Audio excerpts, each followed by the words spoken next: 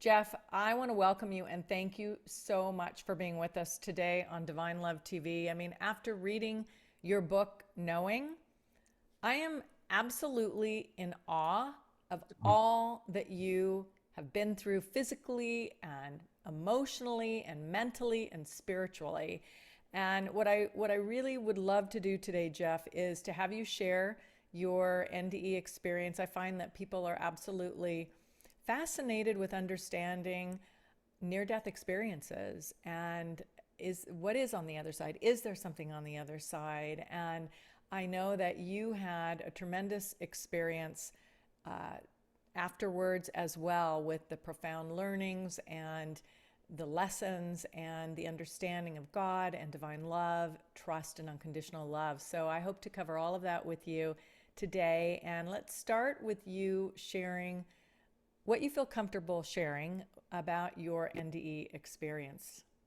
Oh, that's awesome. And Sherry, it's such an honor to be on this show. I'm honored to be with you, and I'm happy to share. And we can dive right into the near-death experience, which in my case, my near-death experience was the result of an automobile accident. That was a single car rollover, but myself, my wife, and our two boys, the whole family, was in the car.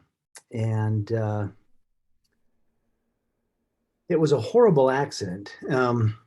I had the cruise control set at 75 miles an hour, which, that's as fast as I could legally go on the interstate.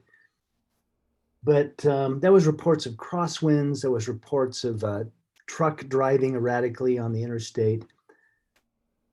Maybe the most difficult part of the story almost is that I may have dozed off at the wheel.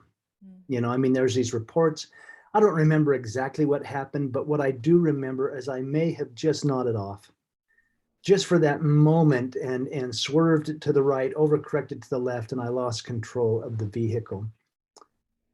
Whether that was dozing or the crosswinds, I don't know, but I take full accountability because I was driving. And that's what's so difficult as we get into the story. There's a huge helping of guilt with this, simply because I was the father, I was driving, everybody was counting on me getting him home safe, and we crashed. Single car rollover. They say the car at that speed probably rolled no less than 6 or 8 times. I blacked out for the crash, but when the car came to a stop, I was completely conscious. And the first thing I heard was Spencer, my 7-year-old son. He was my oldest son, but only 7 at the time. He was crying hysterically in the back seat. And as a father, I'm like, I've got to get to my boy. I've got to get to my son. And that's when I realized that I could not move. I was pinned either to the floorboard or the seat. I couldn't tell. There was all the broken glass, the rancid smell of gasoline. I was somewhat disoriented. And I was unaware of my injuries. What actually happened is both of my legs were crushed in the accident. The left leg was eventually amputated above the knee. I had damaged my back. My rib cage was damaged. My lungs were collapsing. My right arm had almost been torn off, and then the seatbelt had cut through and ruptured all my intestines, my midsection, and also raised havoc with one of my hips. I was a mess. That's irrelevant, except that I probably shouldn't be here, but I am. And yet, I was not aware of the injuries. All I knew is my son was crying and I had to get to my son. But that's when I realized that no one else was crying, and that Tamara, my wife, and Griffin, my youngest son, I knew at the scene. I was very conscious and aware right there and there in that moment that they were gone, that they did not make it. They were killed instantly. And that's probably the worst hell a man could be in. I mean, it's like I've got a hysterical 7-year-old. What just happened? Wow, half the family's gone, and I'm driving the car. Darkest moment of my existence to date. And yet that's when the near-death experience happened. So this was at the scene of the accident. I'm aware of what's taken place. I'm in this dark, horrific trauma, and suddenly light came. I mean, like light rushed to me. It felt like light came and surrounded me. And the light felt tangible, like it was literally comforting me in this dark, I mean, this moment of despair. There really aren't words to describe what I was experiencing. And suddenly I was fine, like there was no pain. It felt like I was rising above the accident scene. And I was actually wondering, gosh, how could I possibly be okay? Suddenly I could breathe. My lungs weren't collapsing. The pain in my back and legs was no longer there. I was whole. I was okay. And I was literally questioning, how can I be okay? And here's the interesting part of it. In this light, because it felt as if I was held in this light, this holding place, if you will, suddenly Tamara, my wife, who I knew was deceased at the scene, I knew that she was gone. Suddenly she was there in the light with me. And she was absolutely gorgeous. There were no injuries. She was absolutely radiant. But she was emphatic that I come back. You got to go back. You got to go back. You can't be here. And we literally had a conversation about if I stayed with her, our oldest son would be orphaned. And we had a conversation and we made a choice that I was going to come back. I mean, it's an incredible, I probably wouldn't, to make that choice and to be aware of that and then come back into this realm, which that was just the tip of the iceberg as far as the near-death experiences and the things go. But that was right at the scene of the accident, before any narcotics were administered or anything else. So I suppose the accident took the lives of 3 of us. It's just that I got sent back. My friends tease me and say, you got kicked out of heaven by your own wife. She said, get out of here and go back. And I don't mean to make light of that. I can laugh about it now because it's been 25 years and I'm not laughing about the accident. I'm almost nervously laughing about the reality of what happened. I literally had a conversation that was so real that this is the weird, foggy dream. That is crystal clear. And I remember every detail as if it was yesterday. You know, Jeff, first of all, I think it's wonderful that you can have a little bit of a sense of humor about it now after all this time. The grief that must have been consuming you for so long had to have been immense. And I can't even imagine what that would be like. So, you talk about too, and in your book, Knowing, something that you had mentioned about that communication with Tamara Mm-hmm. was so interesting to me, in that you said you could literally feel her tears. Yeah. And I am in such curiosity about that, because I've never heard anyone talk about actual physical, tangible things happening on the other side. Can you explain that a little bit more? I'll do my best. And yet you've touched on something very keen for me. And this was my experience. And near-death experiences can be as diverse as our life experiences, but things felt so physical. It felt as if my senses in this realm, my sight, my sound, touch, taste, all of it, it seemed like it was just multiplied and magnified. Like here we were having a conversation, and these are just words get in the way. We were communicating, sometimes even without words. I mean, I knew, and it was almost non-verbal communication. We did converse, but it was so powerful, and she was so emotional. I mean, that's the thing. In hindsight, was so crazy. I was trying to comfort her, and she was the one sending me back. And when I chuckle like that, it's because she's never gone away. I mean, I have remarried, things have gone on, but those that pass are so aware of our lives and sometimes so active in our lives.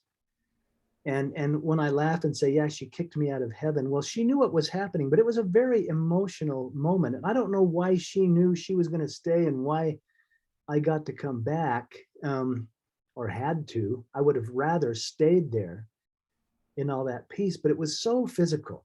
I could not only hold her hands, I could taste her tears. I could feel every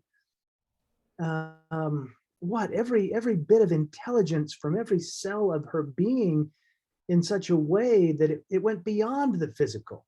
Um, and there was more experiences along those lines that we can talk about as we get into it. But I was shocked and even had the question of how, if I'm out of the body, how am I experiencing things in such a physical, sensory way? And it was even magnified.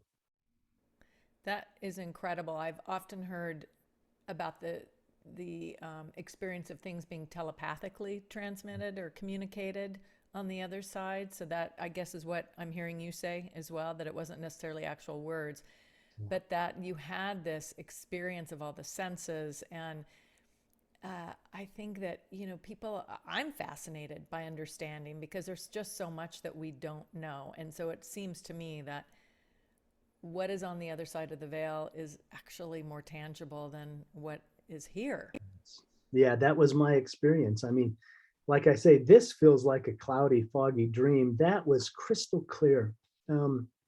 Just crystal clarity in all of it, in communication, in what I knew, and it felt like a choice. We had this conversation, and I was coming back, and I learned a lot about choice.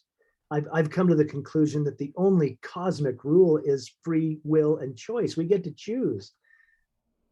But there was also this higher knowing, like the title of the book. There was this knowing that, yeah, I'm coming back. There was almost as if there was a soul contract remembrance. Here I am looking at the woman that I love more than life. And yet I know I have a little boy in the backseat of that car that's going to be okay. And he was and is. And yet, to make that choice, but it was like my higher self, my inner knowing was, yeah, you're going back, and this is the beginning of the journey, and you already decided this. It was almost like I was remembering rather than learning, which I had to chew on for a long time. There was a lot of things within the experience that I just could not make sense of, and yet, in hindsight, and with the things that happened, further things, even peeking into that side of the veil, if you will, that expanded my mind and my heart and my soul, and a lot of them, it's like I saw the sum, but I didn't understand the equation until a lot of processing.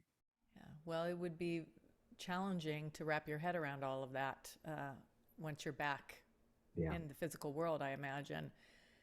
When you did make the choice and you came back, I was really found very interesting when you wrote about it in your book, walking down the hallways of the hospital. Can you share a little bit about that and what happened for you? Oh, I would love to, because this changed me forever. It changed me forever. And here's what you must understand. I have no concept of time in this holding place, this bubble of light, if you will, in this conversation, in this decision. I later found out that people arrived at the scene.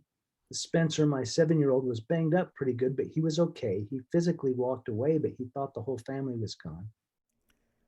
Tamara and Griffin had both passed. I had to be extricated from the car. And then, because of the extent of my injuries, I was life flighted or airlifted to the nearest level 1 trauma center. I have no concept of time. All I knew is I had crashed the car. This horrible thing had happened.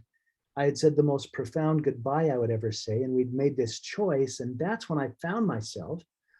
And we have no idea how powerful our thoughts are in making the choice. Suddenly it's like, boom, suddenly I'm moving about the hospital, a very busy level 1 trauma center. And I'm aware and seeing all the doctors and nurses and patients and the families of the patients. But I was seeing them in such a profound way. Suddenly I was them and they were me. I knew them. I knew their love, their hate, their motivations, their decisions, their fears, their joys. I knew them. And I felt a connection to every person. They were strangers in this realm, but there I felt so connected. And it was coupled with this beautiful, unconditional love.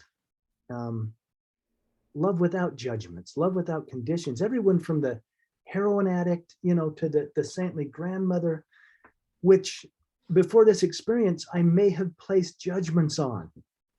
But in this experience, suddenly I was seeing them both and all as absolutely magnificent, as absolutely divine. And I grew up in a conservative Christian home. I did. I mean, as I'm experiencing this thing, thinking, wow, I was so connected. I call it a oneness. There was a oneness. There was a love. The biblical verse came to me, which is the famous verse, "In as much as you've done it unto one of the least of these, you've done it unto me." Something Jesus said in the New Testament, which I used to believe was a nice verse about being nice. But in this experience, I was like, oh, wait a minute. There's a deeper meaning here. He was saying, I am them. I am the man in prison. I am the beggar on the street. I am the stranger. And they were me and I was them. And there was this absolute connected, profound love. And it changed me forever. Judgments and comparisons just went out the window in a heartbeat. That is profound, really profound, that experience of oneness. What I'd like to know, Jeff, is were you able to hold on to that? Yeah, gosh, do I feel it every day like I did then? Not necessarily. There have been moments, though. There have been moments where I have felt it in my everyday life after this event, after all of it. And sometimes it's as simple as looking at somebody, just looking in their eyes and realizing we're not that different. You might have a complete different belief system or a complete different way of living, but somehow when I stop and look, and when I say look, like really look at someone's soul, they say the eyes are the window to the soul. I do. I feel that kind of melt away again and think, you know what? I mean, this happened with a homeless man I encountered, and I realized, had I not had the family love and the support and the health insurance, I mean, the things that I, was privileged to have, I would be the strung out guy on the corner wondering where, if I could get some pocket change. It just seems to unify us in a way where the diversity of our experience doesn't matter. It's the commonality of our emotions. We all know what fear feels like. We all know what love feels like. If we're lucky, we all, our emotions are what connects us universally. And if I lean into that a little bit, rather than letting, judgments take precedent, yeah, it melts away sometimes. I can't say I've kept it alive, but there are days when it's very evident. Well, when we are living in the human body, we are here on this planet where there is polarity, right? Yeah. There's dark, light, there's so much polarity. And so I think that is something that we all are challenged with in order to grow, right? I think one of the things you talked about, one of the lessons that you had learned along the way, somewhat of a turning point for you. I think you had talked about that, to know that we aren't alone, that Jesus knows what we're going through, that we are this one that you talked about, but also that you came to an understanding of the purpose of why we are here. And that had to do around the growth of the soul. Mm-hmm. And that it's not to look at life as a test, but to look at it as a gift. Yeah. And so I would like you to share a little bit more about that because, you know, that does seem to be a common thing that a lot of people say is, oh my gosh, why am I being so tested? This is happening and this is happening and I'm sick of it and I just, you know, I just want it to be over. So what is your take on that now after going through this? Well, and I was one of those people. I believed that life was a test, and I was failing at it. That God or the divine was going to judge me, and most certainly I was unworthy. In that realm. I mean, I was one of those people, and I had the experience, and I'll be brief about this, but there was a part of my out of body or near death experience, which actually happened at the end of my hospital stay, where I went back into those realms, back into that light, back into that comfort. And I had a horrible time in the hospital. You mentioned getting back in the body. Yeah, that was a choice, and that was heavy and hard. And I was in the hospital for almost 6 months. I had 18 surgeries in total, putting me back together, including the amputation and all the stuff with my intestines and everything that was going on. Um, but at the end of my hospital stay, light came again. In fact, I was in bed and I was finally sleeping on my side. They had finally stabilized my abdominal wounds. I had laid so long on my back that I'd rubbed all the hair off the back of my head. I was bald, but I was finally able to sleep on my side, and that light came, that beautiful, comforting light. And even with these experiences, I can't express the grief.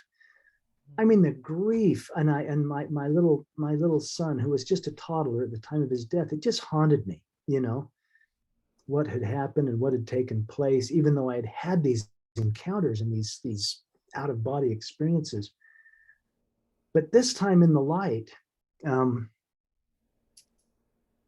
had the opportunity to encounter my little son, my little toddler boy that had passed, and that broke my heart. I mean, I don't know, you know, I mean, those who have had a child pass, I don't know if there's a pain. I don't know that there's a pain in this universe that's as deep as having a child pass. And yet, in this experience, when I left my body again and I was there, I encountered him, and I swept him up in my arms and I held him. And here again, it was so physical. I don't even, these are just simple personal things, but I could feel him solid against me. I could feel his heart beating. I could feel his, his lungs expanding. I mean, these things. And I even leaned over and I smelled his hair. And I know that's a very personal, but it was him. I could smell, I don't know if you've smelled a loved one's hair, but it's like, that's my boy. And yet, as I held him, I felt this divine presence, this overwhelming, cosmic, powerful, wise presence coming up behind me as I held my boy and wept, thinking I'm really holding him and he's okay. And in my upbringing, as the presence came closer and closer, that was my fear. I thought, wow, that's God. And my little boy's here because I crashed the car. His life was cut so short because I messed up, and the guilt, and this presence is coming closer and closer. And I'm thinking, wow, did I ever fail the test? And here's God to pass judgment for my follies. And yet, as the presence came closer and closer, and I'm holding my son, I have the thought, I hope there's some way I can be forgiven. And in simply having that thought, and you talk about, telepathic communication, with that thought, and this almost felt physical too, these divine arms just wrapped around and held me and my son with this, again, this unconditional love that communicated there is nothing to forgive. Everything's in divine order.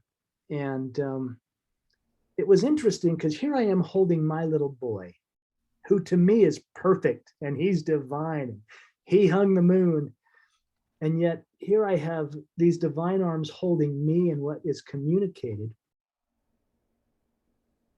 is that I am as beloved. I am as cherished. I am as precious to the divine as my little boy is to me. And it was a very personal experience, but I knew it echoed out to all of humanity. I'm like, not only me, but every single one of us. And that's when I mean, I was just, I was sobbing and felt so enlightened. And that's when I said, oh, I thought I had failed the test.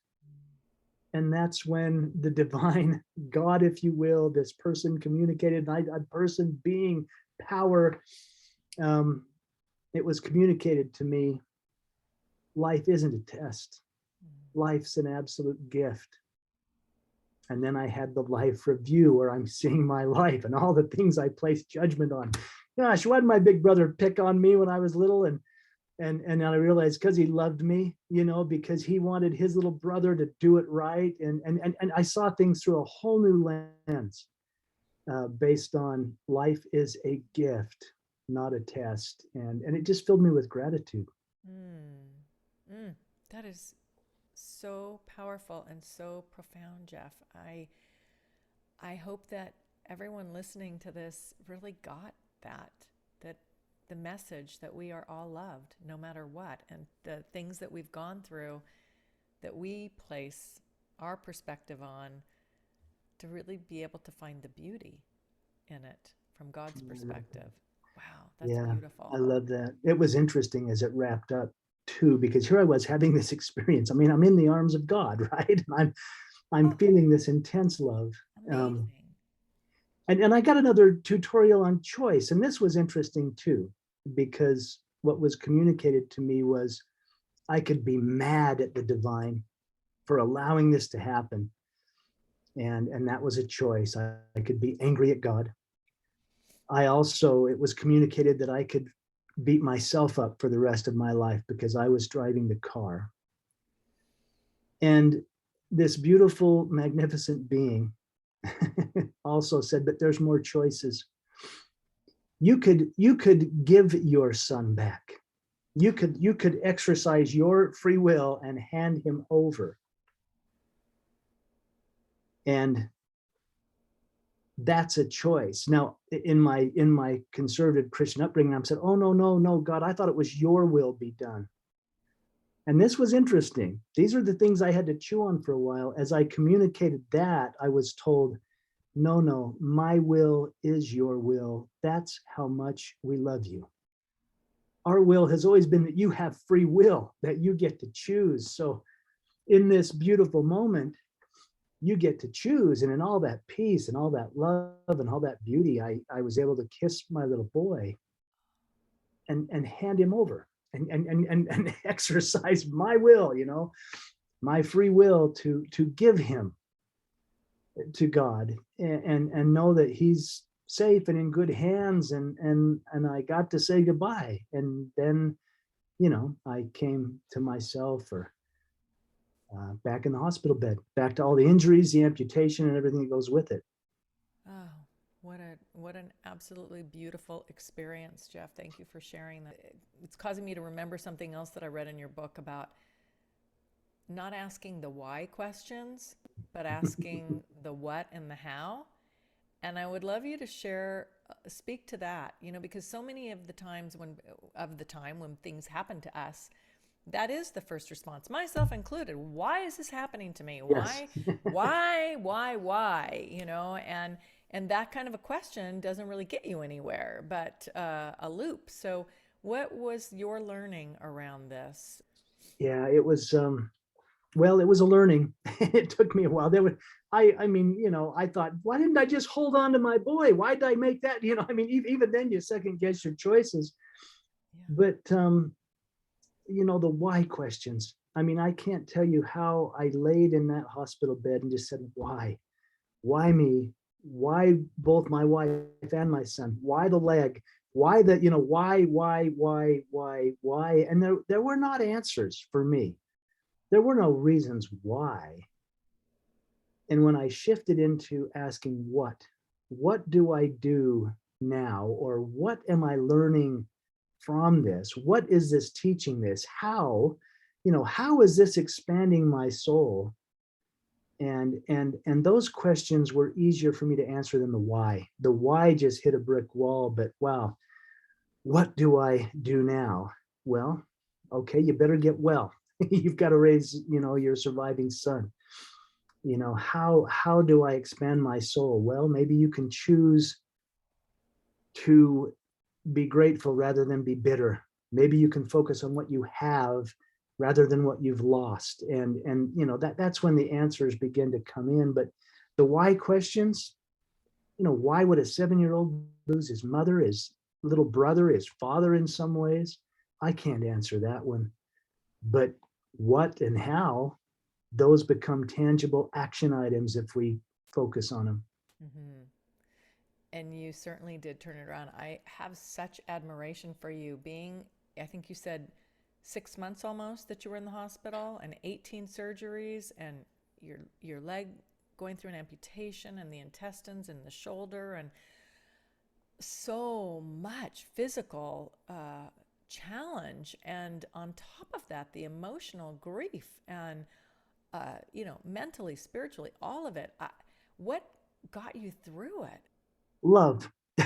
Love. I had this little boy who needed a dad or needed a That's right. parent. It was love is the most powerful force in the universe. And I'll tell you, there were moments. There was a time I think I was done, and I was gonna go back to that beautiful place, and it was my mother. Love. I remember her begging me. I was apparently unconscious, so she thought, but I was aware of everything she was saying in my soul. And she had no idea until after I came to and we talked about it. And I said, Ma, you brought me back to myself.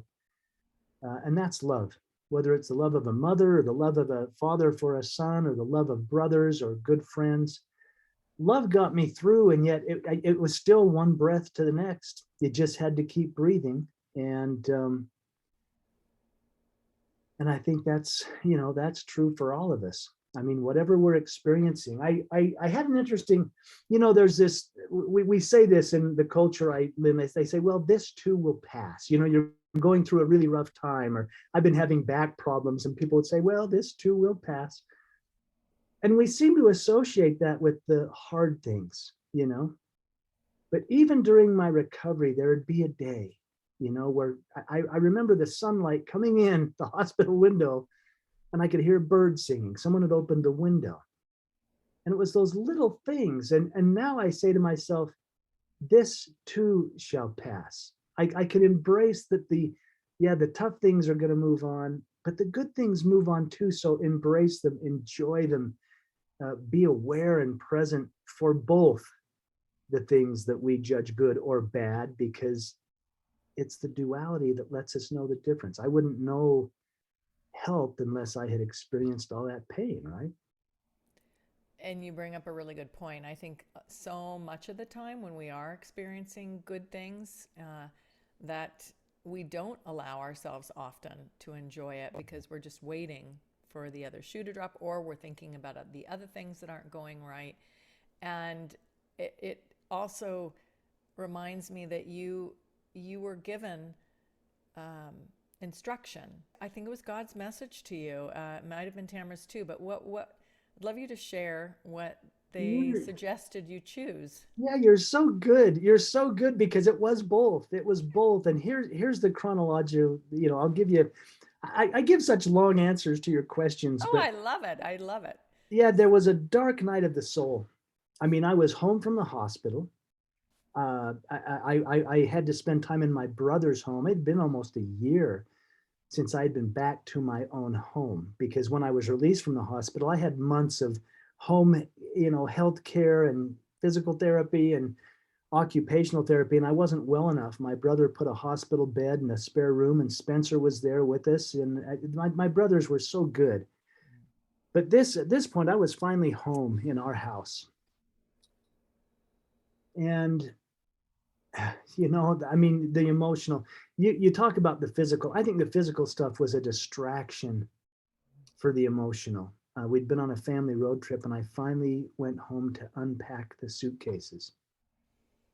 that had sat there untouched. And you're taking, I'm taking my little boy's shoes. It was just heart wrenching, right? But we got settled and I was at home, and Spencer, my 7-year-old, who was by this time probably 8, and I couldn't get up the stairs very well because I was still in a wheelchair. And I would give him a hug and he would go upstairs to his bedroom by himself. And I was just watching him go up the stairs. 8-year-old boy, a child. And the thought hit me, he's never going to remember his mom. And he's never going to remember me as a healthy man. I'm going to be in this wheelchair for a while. I will never be the same. And, he got up into his bedroom and I heard the door shut and I just lost it. I just laid on the floor and I just sobbed and I was angry and I was screaming at God. And I don't profess to talk to God every day, but on this occasion, I literally heard, like I heard audibly in my ears, 2 words. And the words were, choose joy. And that seems so strange, perhaps, but it was that voice that I knew from that visit, holding my son and knowing that things were a choice. And so God was the first to tell me, choose joy. The interesting thing where it involves Tamara was, and this was after the accident. I was home, I was working, I was healing. I'd been fit with a prosthetic limb. I was learning to walk. I was back at work. I wasn't dating. I was heartbroken, but Tanya, my current wife, I mentioned I eventually remarried. She came into my life. And it was really interesting because I felt guilty about that. I thought, how can I be having feelings for another woman? The love of my life has passed away. Anyway, I went to her gravesite, went to my first wife's gravesite, and I was angry. I'm like, how dare you? You left me. I'm here limping around, attempting to raise our son, and you're in that beautiful place. How dare you go? And she came to me. I don't know how else to say. I felt her presence. I felt as if her hands were on my shoulders behind me as I was hunched over, crying and hollering into the grass of her gravesite. And she actually said to me, she said, I loved you enough to leave. And I thought, what? That doesn't make any sense. And she reminded me, she said, look, your soul came to have this experience, and I loved you enough to go that you would get what you came here to have. But don't be mad at me for loving you enough to see it through, to hold up my end of the deal. Of course, I was in the fighting mood, so I said, look, I'm having feelings for another woman. And she laughed at me. She said, of course you are. And she reminded me, she said, look, she said, I'm only as happy as you are. I'm still watching you. I still hurt when you hurt and cry when you cry. And I'm not jealous or upset. In fact, I put Tanya in your path. She's a good woman. You can choose whoever you want, but please choose joy, because you're holding me hostage in your grief and in your pain. And I love you too much to watch you do this to yourself and to our child. She also reminded me that I was a pretty good dad, but I was a lousy mother, and that her little boy deserved a mom. It's almost like I got permission to pursue this relationship, eventual marriage. And Tanya and I have adopted 2 boys. We've rebuilt a family. But what a beautiful thing to have my first wife come to me and communicate that, and to tell me, choose joy. It's a choice. I want you to move forward. I want you to be happy. And it was pretty incredible. Absolutely. And what is also fascinating about this is just this knowing that the veil is so thin, and that our loved ones, as they pass, they're still very much alive. Yes. Is what I'm hearing you say. Oh yeah. Still very much alive. Very much alive. And no, not everyone experiences that.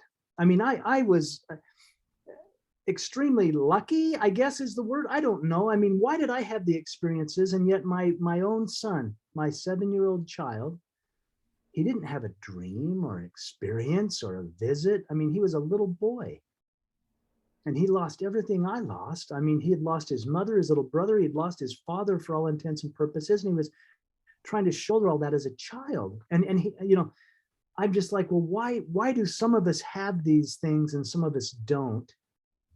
And once again, we're on the perfect path. We're on the perfect path. In fact, Spencer, who is my hero, he and I just finished a children's book on grief and healing, and it's been so fun to work with him. But he came to me in his early adulthood. He was probably 20, 21 years old. He was playing in a rock and roll band, and he was in college. He was doing great. But that's when he broke down and said to me, Dad, you talk of these dreams or these visions, these out of body and near-death experiences. He's like, I got nothing. I was a little boy. I was 7. I beat my knuckles bloody on that door you call God, and it never opened. He said, I never saw Mom. I used to beg every day, let me just feel Mom. And he said, I got nothing. So I don't understand where you're coming from. I mean, suddenly, this, like I said, this huge dichotomy of experience in my own son. And he's like, I don't believe in any of that.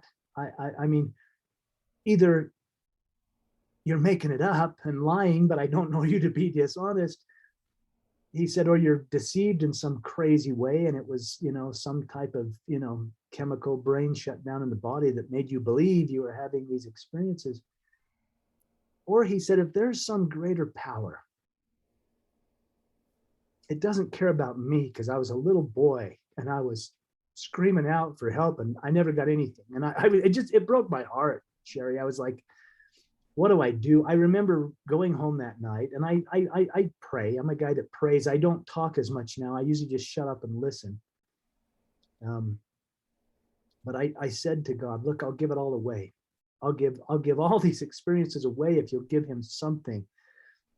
And once again, like I say, I'm touching on the times I hear God speak to me. It's not every day, but this was a profound answer, because as I'm saying, look, I'll give it all away for him to have some type of a mystical or spiritual experience.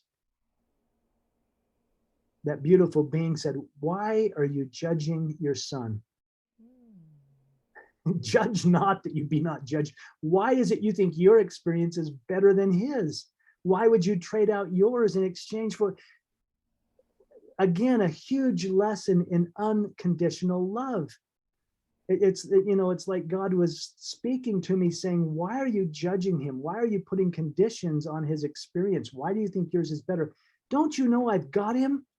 His not having experience is perfect for his soul's expansion. You, but maybe the weaker one, probably needed it, or you would be the guy strung out on the corner.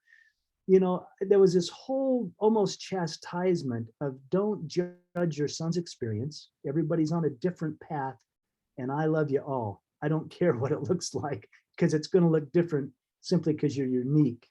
And it was communicated very clearly to me, your job, Dad, is to love him unconditionally, without conditions. Mm-hmm. And that was a big eye-opener for me. Oh, huge. And I think for all of us to hear that is such a great reminder. Not, when a lot of times we do look at other people and judge their path and think what's going on, but this is such a great lesson that you're sharing and message from God, that everybody has their own journey, and it's not for us to say what's right and what's wrong, but to accept and to let people have their journey. We all are here for soul expansion, and we don't know what somebody else's soul expansion is meant to be. Right. Yeah, it was. I think it was so interesting that it's my own son. I'm his dad. I'm supposed to be telling him what to do. You know what I mean? We have such an ego so in this whole thing, and yet they have their own destiny, and everyone does. And yet Spencer, by the way, he has grown into. He's a magnificent man. He's married. He works with kids. He does music. Therapy, and he's the most compassionate man I know. And it's interesting. He never did break through on this God thing. In fact, he came to me later in life and he said, Dad, he kind of said, I didn't mean to bust your chops about all that, but here's what I've decided. I will be God's love. I will be God's hand. For every kid that's, in his bedroom saying, please, God, help me. He said, maybe I can show up and I can be a safe place for them to trust, for them to learn, and I can give them a hug. And he has literally decided, I will be God's light on this earth, and that's okay. I'm good with that. So What he's become an incredible man. what a special, beautiful soul. He's a noble man. He got involved with Big Brothers Big Sisters, and they did this after school music stuff, and he had 10-year-olds up on stage banging out Metallica, and I would go to the concerts, and yet I just thought, you know what, how he'd say, Dad, that's their therapy. Look at him getting it out. And I'm like, this is fantastic. So yeah, he turned out a lot better than I'll ever be. Oh, And it didn't come through spiritual experiences. It came once again with a choice. mhm. I will be God's hands here. Yeah, that's beautiful. And what is the name of the book that's coming out that you? Oh, our new book that Spencer and I collaborated on, it's called Where Are You? But it's written from his 7-year-old perspective of, everything that happened, like, where are you? But it covers not only the pain and the questions and the grief, but it also gets into the journey and the choices and the moments that remind us that we're not alone, and Yes. that there is more after all is said and done. Is it written specifically for a younger age group or is it for anybody? It's for anybody. It's really interesting. We wrote it, calling it a children's book, but when the editors and the publicists saw it, they said, guys, they said, this is a book for everyone. This is just one of those special picture books that doesn't have a lot of words, but it's got a powerful message. Yeah, that's beautiful. So, Jeff, I also wanted to ask you because this was another, to me, very important and significant point that you brought to the forefront in your book, Knowing. You were following your spiritual nudges and following all the promptings, and yet you still were looking outside of yourself for this love, for this validation, and you had a huge awakening around personal unconditional love. Can you share a bit about that? I would love to, because that's when it finally fell together for me as far as making sense of everything. And that was this. It's interesting. Even my experience where Tamara, my wife who passed, oh, she loved me, wow, God held me, and I was as precious to God as my own child. Everything was external validation, even if it's being in God's arms. And I think I was continually looking for that exterior validation. Hey, just make me feel okay. Just love me enough that I get through the day. And Spencer was catalyst in this too. He is a very wise soul. I think he's older and wiser soul than I am. He just came to walk me through this journey. But it was probably 10 years after the accident that I finally realized that self-love Mm.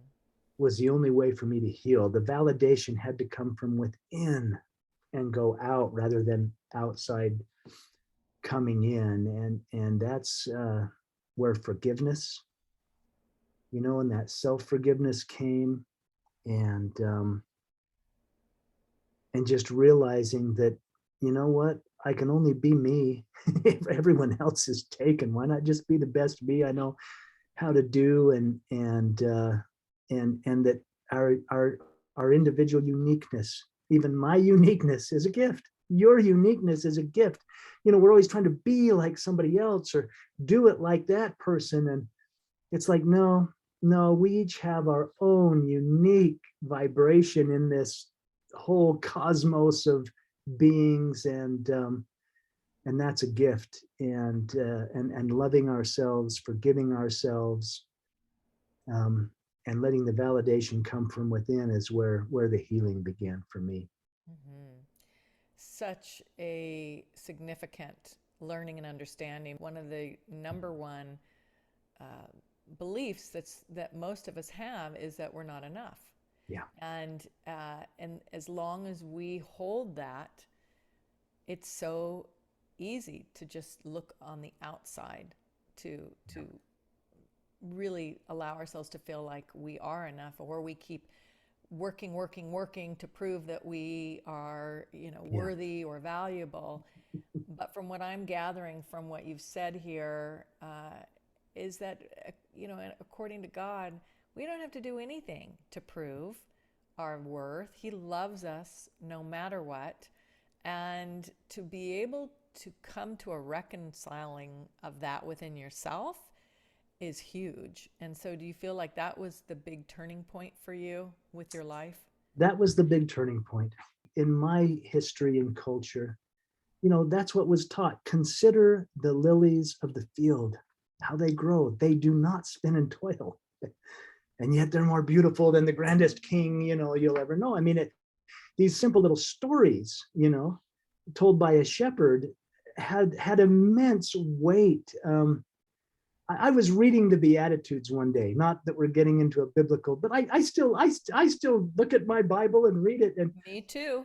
It was beautiful because I'm reading the Beatitudes, and as a young man, I would read, "Blessed are the pure in heart, for they shall see God." And I thought, wow, I want to see God. Now I had the near-death experience. I had now been in the presence of what I know to be God. Now, the funny thing is, in my experience, I didn't dare turn around. I didn't dare look at God because I just, the guilt, the shame, the feeling not enough. You said it. I didn't dare turn around and look, even in all that love. But I was rereading the Beatitudes based on what I experienced. And I don't want to change biblical scripture, but it read differently to me because I read, "Blessed are the pure in heart, for they shall see God in everything and in everyone." And I thought, wow, somehow that resonates. Maybe that's what was really said. And that's what began to come undone. It's like, wow. To look at another person is to see the face of God. I mean, we're all divine manifestations of that in our beautiful, unique way. And if we could see that and recognize that, we wouldn't be going to war. We wouldn't be killing each other. There wouldn't be hungry people. There wouldn't be marginalized people. There would be unity. There would be oneness. And there would be, there would be truth and passion and abundance for everyone. I think we're capable. I really do believe we're capable if we choose it. I agree wholeheartedly. And so it sounds like that was a huge, deep understanding that you received. So, Jeff, this beautiful divine love that, as you so beautifully put, if we would step into it, if we would lean into it, and then really create that harmony around the world, and it would really eliminate divisiveness and separation, and you're this culture and I'm this, and you're this political party and I'm that, and I don't want to get into any of that, but just all the separation from everything, that this is the answer. This is the key. This is the ability to come into this oneness. Is there anything that you would share that would help people to access that? Wow, be still. Take 10 minutes and just be still. Just sit and be and listen, with not with your ears, but with your heart. Just listen. And here's an interesting thing, because people say to me, well, gosh, how does inspiration come when you say, oh, you heard this voice or you felt this thing? I want to do that. Here's a little test you can do. And this works for anybody. And it's very simple. When you be still, when you get into a place and you're quiet and you're listening with your heart, you might simply ask the question, what can I do for someone else today? And almost inevitably, I'll have an idea, I'll have a thought. Oh, that person at work, their face came into my consciousness, or And it might be as simple as, gosh, I got to text mom. I haven't talked to mom for a week. I better just make sure she's doing okay. I mean, when it becomes outward facing, when it's not about, oh, help me, bless me, I need this, I want that, I want, when it becomes about what can I do for someone else today, immediately the inspiration begins. I mean, you'll see in your mind's eye that friend or that family member or that coworker or that stranger. Sometimes that smile to a stranger is the biggest thing we'll do in a day. Hmm. I love that. Wow, what great, great advice. It, and isn't it so true? When you are in a funk, the easiest way to get out of it is when you go do something for somebody else. And so, really being outward focused and asking, that in and of itself is so soul expanding when you're not so self-absorbed. I love that. Thank you for sharing that. As a final question here, what would you say is your calling now from having that experience? Oh, wow. I mean, calling, that's such a big word, but the calling, I have a job, I work, I have all these things I do, but if I had a calling, it would be to show up as unconditional love, maybe for just that one person. I mean, if I could in any small way be a manifestation of the love I felt in my near death experience, that unconditional accepting love, then that would be what I would want my calling to be. Now, do I do that every day? I don't know. Um, but that's that. I was only asked one question. There was no judgment there in all my upbringing of judgment and God. There was no judgment. I was only asked one question, and the question was, to what extent or to what degree have you learned to love? Mm. And so I suppose that was my assignment. I suppose that was my calling. To what degree have you learned to love? And maybe at this point, I certainly loved other people really, really readily. I certainly forgave other people very easily. It was myself, that I was still critical of and judgmental of, and holding back by not loving myself. And the old saying, love your neighbor as yourself. Well, gosh, if I don't love myself, how on earth can I love my neighbor? And that self-love is really key. That self-acceptance is really key to us, tapping into other that other energetic field that allows us to be our true selves. Hmm. Beautiful. So well put. When I think about a truth, coming home to that truth, that's it. When we are whole within ourselves and we are able to experience that peace and that divine connection that you talked about, being still, kind of allowing yourself to come to that centeredness. When you're in that space, it's easy to be able to show up Yeah. in a way that supports other people, that impacts other people in a positive way. But when we let you talk about self with the big S, right? Our spiritual self, when we're being driven by the small s, the worries, the anxieties, the insecurities, the fears, the angers, how can we possibly show up for other people in a way that's helpful and Yeah. supportive? So, Yeah, I mean, it's interesting. I've done so many things. I mean, when I came off the near death experience, I took a whole reframed look at religion. I studied all kinds of different religions. I studied my own. I looked at all kinds of different modalities. I looked into Reiki healing and matrix energetics. I mean, there was a whole new discovery. I found some powerful wisdom in the indigenous spirituality, the Native American traditions. There's a story of a chief, and he brings his grandson to him, and the chief is a sage and he's going to die soon. And he said, grandson, you must know that within me are two wolves, and they're always at war, they're always fighting. One is the wolf of anger, of fear, of ego, of the small s, as you put it. The other is the wolf Mm. of love and peace and forgiveness and acceptance. But they're continually fighting. And so, as the old sage was sharing with his grandson, the grandson said, "Well, grandfather, which wolf will win?" And the grandfather replied, "The one that I feed." And so, we all have the big S and the small s swimming around within our consciousness. And if we just let that big S, that love, that wolf of love take over and lead with the heart, it'll quiet some of those little s chatterings. I love it. And again, comes back to choice, It's right? always a choice. There's always a Always a choice. choice. It's always a choice. Which are we going to lean into and to choose love and trust is what Trust. I've also heard you learned more about during I this did. experience. I did. People will say to me, "Well, how has this affected your faith? Yeah.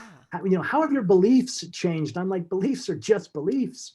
Yeah. And my faith, which is it's a loaded word too, but all of that has transformed into absolute trust. I Beautiful. just know that we're in good hands. I trust myself. I'm having this experience for a reason, and I'll utilize it for the highest good of my soul's growth. And if that sprinkles off on other people while we walk this journey together, that's a good thing, right? So always trusting that what's happening is for our highest good. Yeah. This has been such an incredible sharing of what is on the other side of that veil. Just lets us all know that divine love and miracles are real. So, Jeff, if people want to get in touch with you, how could they go about that? That I'm on social media, and it's my full name. It's Jeffrey, Jeffery, middle Okay. initial C, and then Olson, which is Olsen. So I'm on Facebook and Twitter and Instagram and all those. You can go to the website, which is Envoy, Envoy Publishing, envoypublishing.com. Okay. And that's the best ways to find me. You can email me there, and I look at those emails. I get them. So, Great. Beautiful. Well, thank you so much for being with us. And again, I am so grateful for all that you've shared with us tonight. and thank you. It's been a pleasure to spend time with you. Thank you so much.